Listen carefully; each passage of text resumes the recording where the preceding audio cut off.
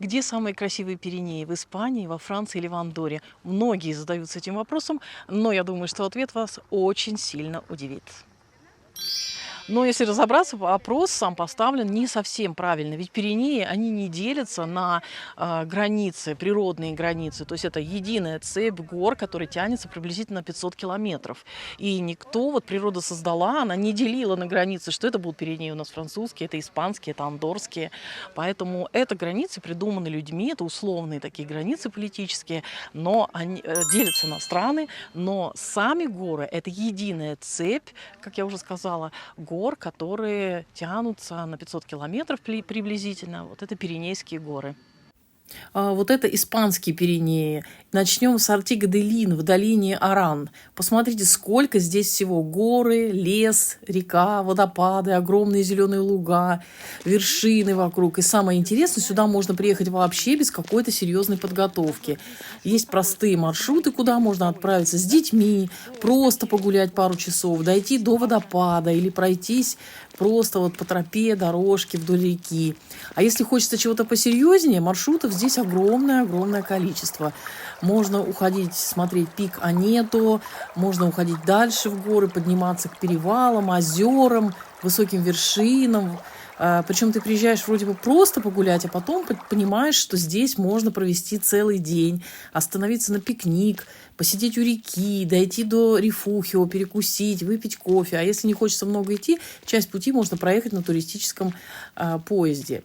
А это уже Ардесса и Монте-Пердидо. Здесь другие масштабы. Огромные скальные стены, каньоны, водопады, ущелья и тропы, которые уходят далеко в горы. Вот за это нам нравятся Пиренеи испанские. Ты можешь приехать просто на красивую прогулку, а можешь собрать настоящий горный маршрут на несколько дней. Каждый раз это будут совершенно разные виды.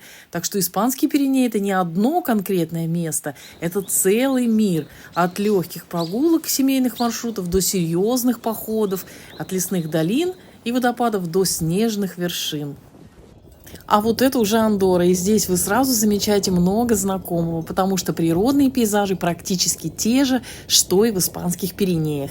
Та же горная система, те же величественные вершины, горные реки, зеленые долины. Здесь также разводят домашних животных, которые прекрасно чувствуют себя в этих горах. Архитектура в городах и в деревнях тоже во многом напоминает испанские Пиренеи, особенно Каталонию и Арагон. Каменные дома, деревянные элементы, крутые крыши, небольшие горные поселения, которые очень органично вписываются в окружающий пейзаж. И, конечно, здесь тоже развит горнолыжный туризм. В испанских Пиренеях, например, есть знаменитый Бакейро-Берет в Каталонии, а в Андорре свои многочисленные горнолыжные курорты и огромные зоны катания. Поэтому иногда кажется, что границу между Испанией и Андоррой пересекаешь не столько географически, сколько административно. Горы остаются теми же, природа очень похожа, климат похожий, а вот страна, язык и некоторые детали жизни уже другие. Поэтому, когда нас спрашивают, где Пиренеи красивее, а мы были и в испанских Пиренеях, вот это французские Пиренеи, и в Андорре много раз были, когда спрашивают, где же они красивее, где же лучше, то я могу ответить так, что они не делятся, они не заканчиваются там, где начинается граница другой страны. Они не делятся по границам. Это единые горы, и они красивые места есть и там, и там, и там. Маршруты, тропы, красивые высокогорные озера, водопады, красивые пики, снежные и так далее. То есть это не заканчивается границами политическими, когда начинается другая страна, и там что-то не так. Просто каждый путешественник ищет что-то свое. А вы какую бы страну выбрали? Какие бы Пиренеи выбрали? Испанские, французские или Андорра?